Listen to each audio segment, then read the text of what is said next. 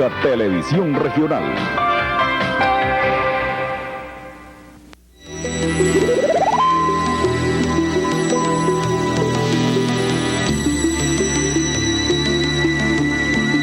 Señora Cecilia Bernardoni, el próximo domingo, aunque ustedes sean o no sean de Acción Democrática, tendremos un acontecimiento de muchísima importancia en el Estado. ¿Cuál es la fijación, la selección de los candidatos a alcalde y a gobernador del Estado? Y es interesante porque hemos presenciado un proceso o parte de un proceso democrático, cuál es una campaña de inducción acerca de aspectos programáticos, aspectos personales, porque los programas dependen en gran parte de las personas que los realicen. Grandes proyectos. Compañero Que ha sido para todos. Seguimos con sus bombolones.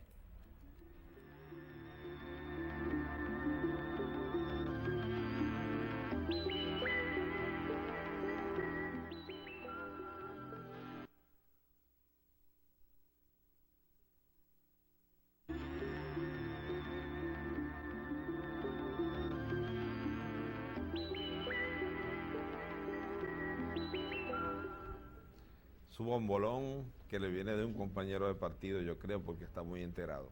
Durante su campaña usted utilizó el eslogan "hay que jugarle limpio a la ciudad". ¿Cómo podemos creer esto cuando hoy precisamente en este programa Ángulos usted le está jugando sucio al partido, violando el artículo 87 del reglamento para las elecciones internas, que prohíbe todo tipo de propaganda y programas especiales a 48 horas de las elecciones? A las 6 de la tarde tuvo un programa Américo Araujo también, de hoy, en una emisora de la ciudad de Maracaibo. Desafortunadamente, este era un programa que estaba pautado hace muchísimo tiempo y no creí oportuno suspenderlo porque creo que la colectividad de Maracaibo, especialmente los compañeros de partido, necesitan la mayor información posible. En todo caso, debe ser alguien muy vinculado a la corriente que nosotros estamos enfrentando y que, como si ellos dicen que tienen todo ganado, que no se preocupen. Un programa como este no debe cambiar la opinión de nadie si es verdad que ellos tienen ganadas las elecciones, como dicen. Diputado Benigno Velázquez, ¿qué tipo de gerente será usted cuando todos sabemos que fue tan mal administrador en la Secretaría de Educación que sus memorias nunca fueron aprobadas? ¿Es esa la experiencia que tiene como gerente para la alcaldía de Maracaibo? Yo sé quién hizo la pregunta. Estoy seguro que se llama César García. Es un educador, sí, yo lo conozco a él. Ajá. Y se ha pregonado, está pregonando y diciendo estas cuestiones por allí. Yo le invito a que vaya a buscar los archivos de la Asamblea Legislativa para que vea que sí fueron aprobadas las memorias.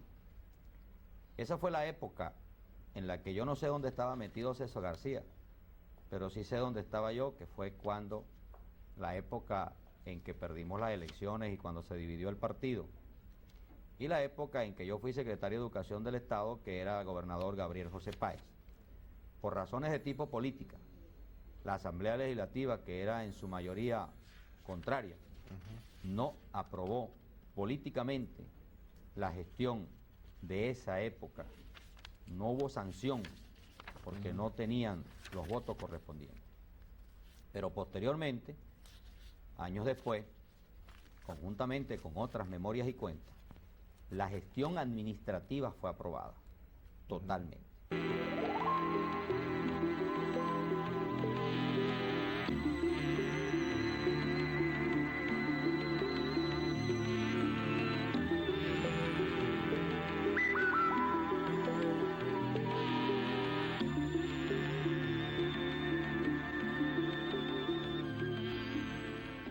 Muy buenas noches, amigos ángulovidentes. Otra vez, después de haberles repetido el martes pasado el programa con el señor Líquer, a petición de todos ustedes, esta noche llegamos a Ángulo con una problemática que indudablemente está en la conciencia de todos y cada uno de nosotros. Aun cuando queramos hacer como el avestruz y pensar que nada pasa o nada va a pasar, en el subconsciente sentimos la presión de lo que ha de venir, que no sabemos cómo va a ser, porque depende de una cantidad de elementos, muchos de los cuales dependen de la conciencia de un grupo de hombres. Esta noche hemos querido invitar al economista Enrique Salas Romer, quien es vicepresidente de un grupo de análisis de nombre Strategion. Bienvenido, doctor Salas Romer, a Ángulos, y allí tiene al pueblo del Zulia y del occidente de Venezuela. Muchas gracias, padre, me siento muy honrado por esta invitación. Es la segunda vez que visito al Canal 11. Quiero comenzar por felicitarlo por esta iniciativa, realmente no solamente por la radio, sino por el programa. Entiendo que es un programa que ha cobrado un gran prestigio en la región y sobre esas razones habrá para que así sea. La gente participa y eso es importante. Sí. Doctor Salas Romer,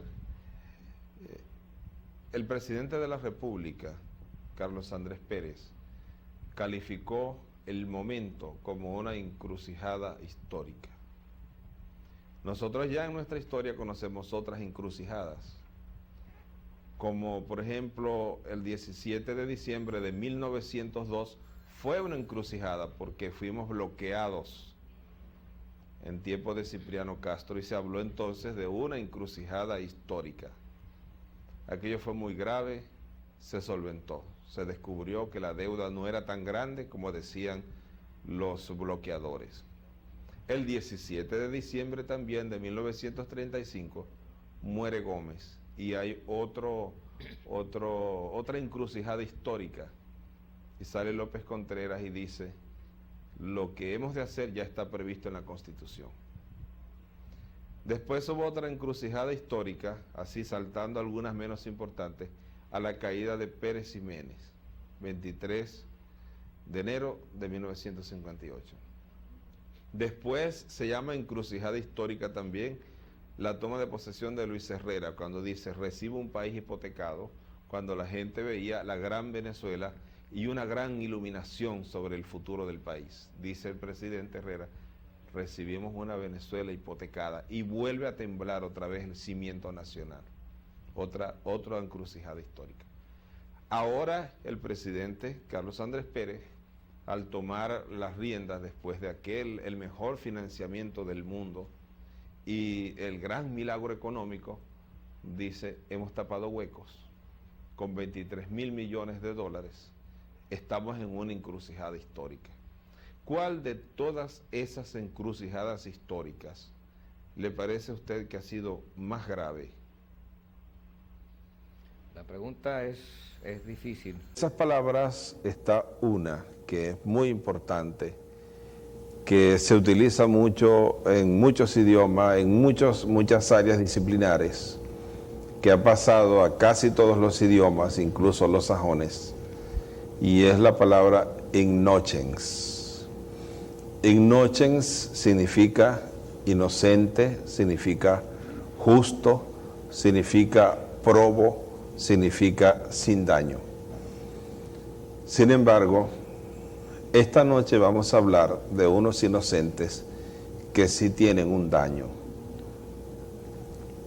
Felizmente hay quienes se han ocupado de pensar en ellos, de velar por ellos, en una organización que se llama Innocens. Esta noche vamos a hablar del terrible drama que vive la humanidad presente de los niños con SIDA, dije. Y hemos invitado a una extraordinaria luchadora por esta organización, Cecilia Bernardoni de Socorro. Bienvenida. Muchas gracias. Muy buenas noches, monseñor. No sabe cuánta alegría tenemos todos los miembros de la Fundación de poder estar esta noche en este programa que llega a tantos hogares del Zulia y tan reconocido. Era una oportunidad que estábamos esperando desde hace tiempo, realmente, y que nuevamente... A la cual tenían derecho, ¿no? Sí, por supuesto. Pero bueno, hasta mediodía llegó, ¿no? No, yo más bien le agradezco a ustedes que invitándolos apenas a mediodía vinieran, ¿no? Aunque esa es la costumbre de Ángulos.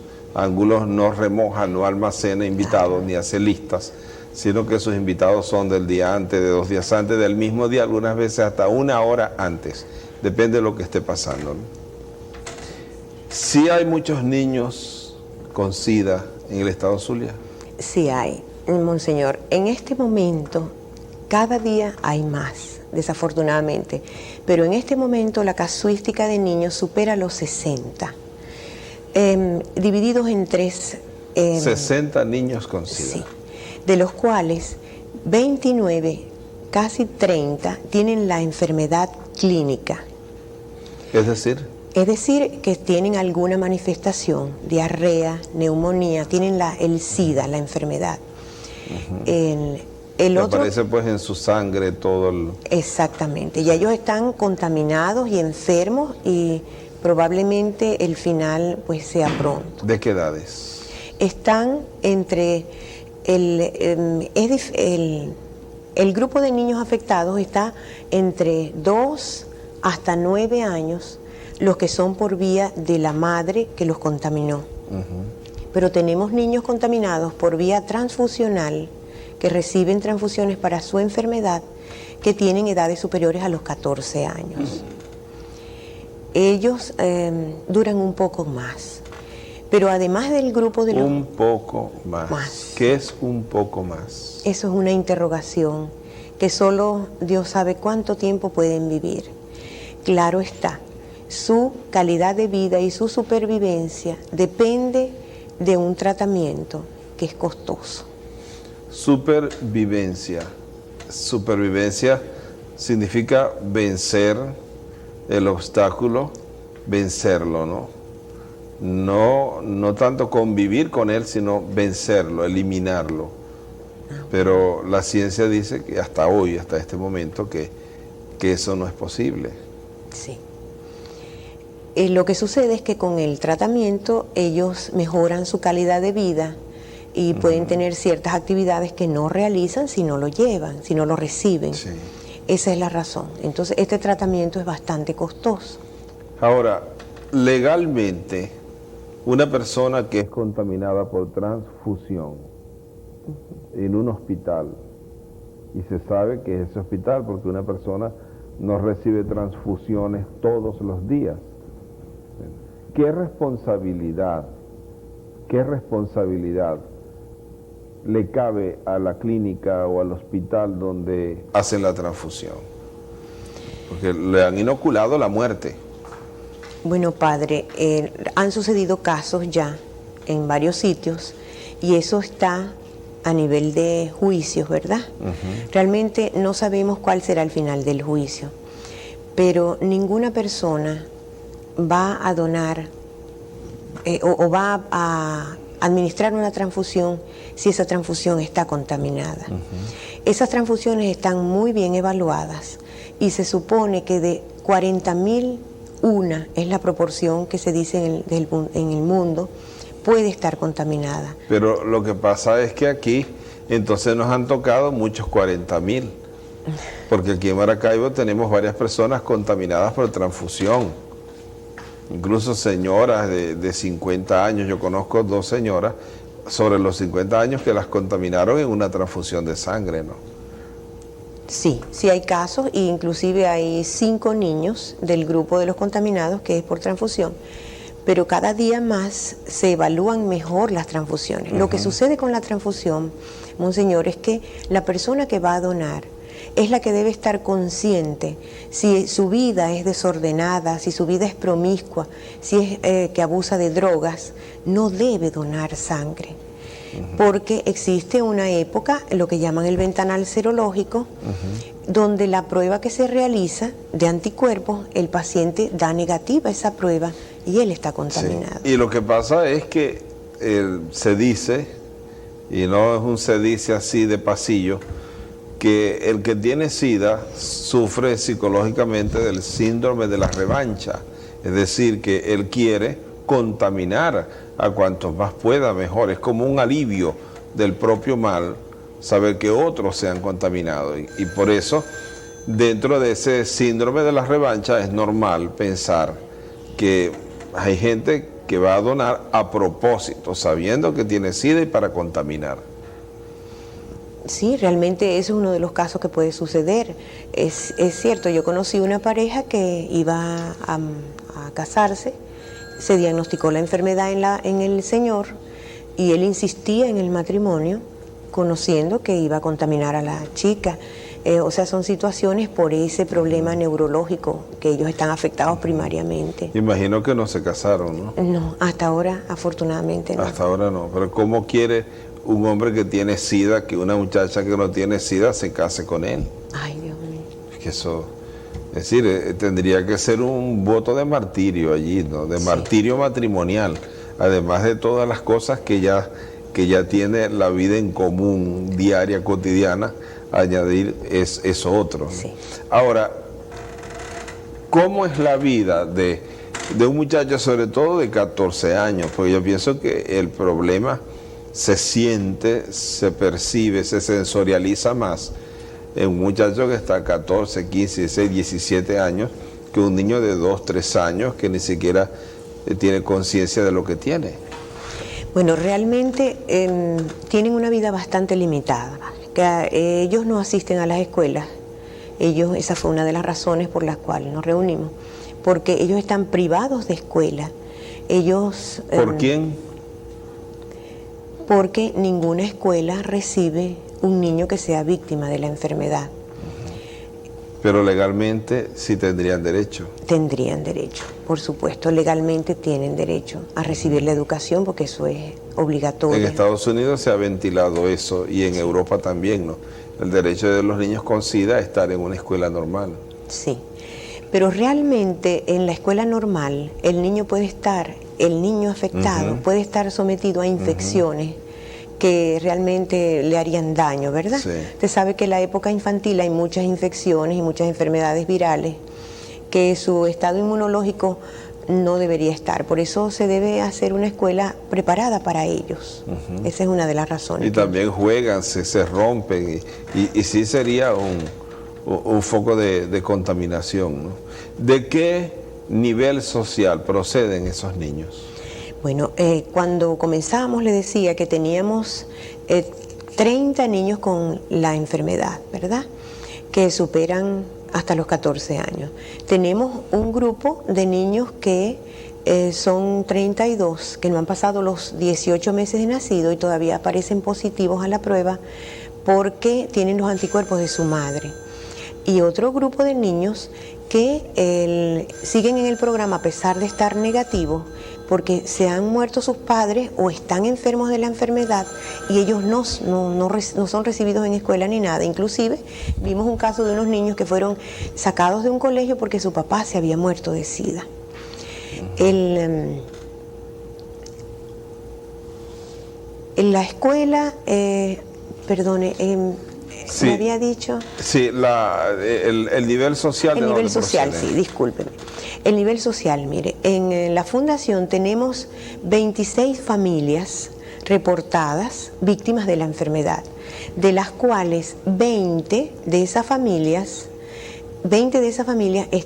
son de escasos recursos económicos.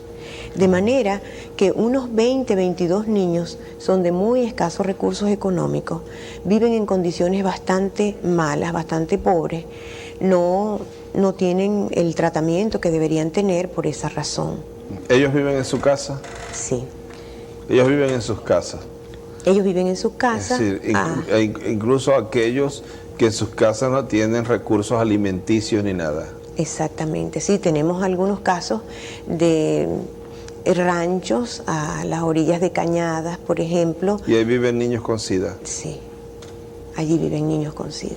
Es decir, tienen SIDA y ese SIDA se les está desarrollando en el hambre, en el barro, en la miseria total.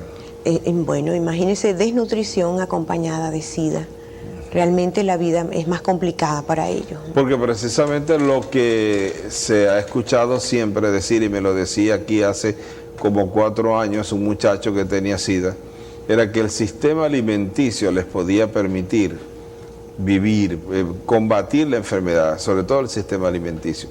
No, yo creo que hace más tiempo, eso fue como hace 5 años y todavía él vive. Ahora, estos niños que no tienen comida, que no tienen nada, unas condiciones insalubres totalmente, ¿qué esperanzas pueden tener? Sí, realmente las esperanzas que tienen son pocas y es que por lo que le decía, viven con fiebre, con alguna infección. ¿Cuántos niños de esos han muerto desde que usted tiene la Fundación Innocens? Desde que nosotros comenzamos el julio del año pasado, han muerto 3 niños. 3 niños. 3 niños. Ahora, ¿el SIDA en los niños tiene alguna progresión hacia arriba, hacia abajo? ¿Se mantiene un número estable? Mire, las proporciones del SIDA en nuestra región, vamos a hablar de nuestra región, que en este momento hay reportados 840 casos. Comprendiendo adultos todos. Sí, ¿no? 840 casos hasta diciembre. En todo el estado Zulia. Sí. Siempre hay un 15% desconocido. Pero cuando le dé las cifras que le voy a dar, monseñor, se va a asombrar.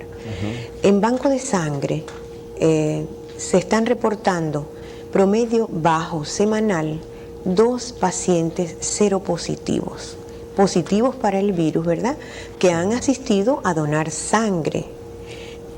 En otras semanas son 3 o 4, que según la Organización Mundial de la Salud se multiplica por 50 o por 100.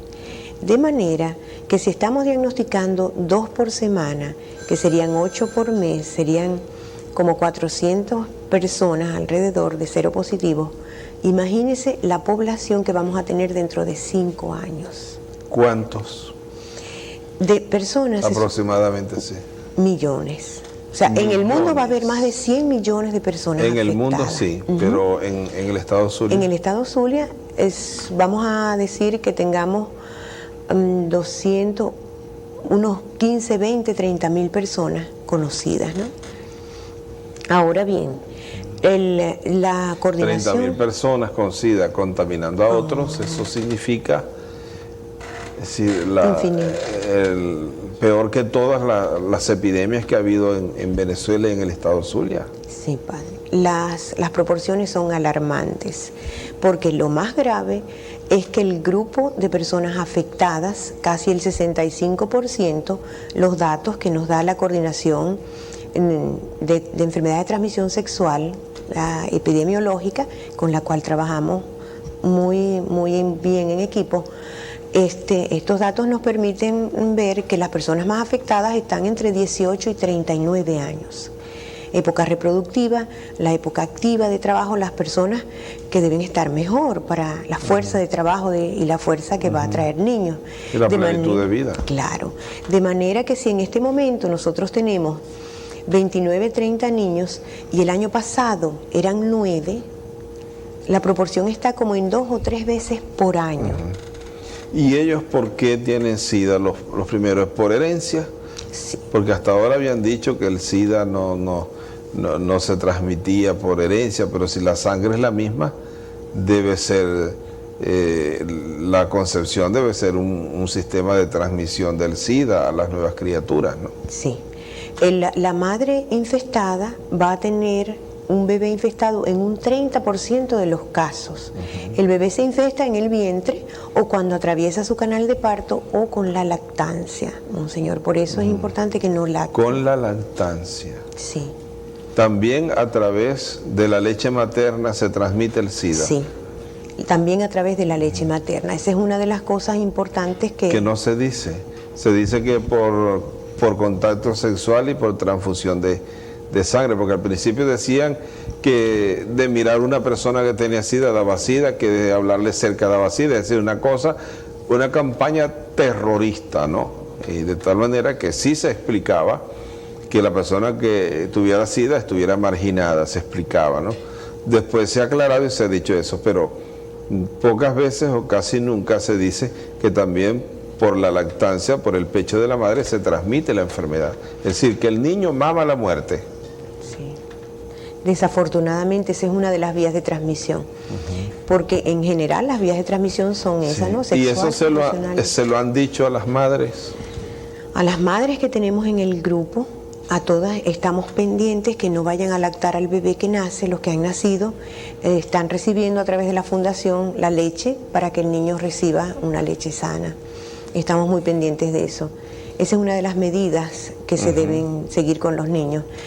Y realmente, Monseñor, la educación es básica y de eso estamos muy necesitados de esta educación. Es decir, hay madres, hay mujeres que conciben sabiendo que tienen SIDA. Sí. Conscientemente. Sí. Quieren tener un hijo sabiendo que tienen SIDA. Sí. Recibimos sus bombolones.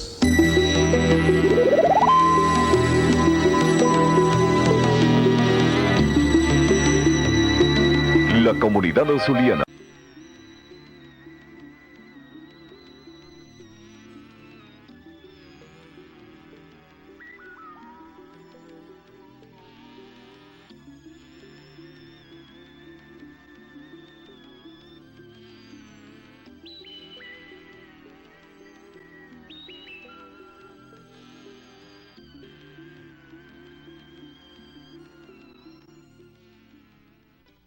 Muy buenas noches, amigos ángulo-videntes, en esta semana en que continuamos esa conversación, ese diálogo tan, para mí, importante con ustedes, los 11 videntes, los fieles 11 videntes. Muchas veces se dice en el lenguaje común la sociedad, porque la sociedad, refiriéndose a aquellas personas que tienen alguna importancia social o económica. Y casi como si tomando de siglos muy pasados y muy atrasados en cuanto al concepto de lo que es la sociedad, se determina la importancia por la ubicación, por el estrato social en que se encuentre alguien.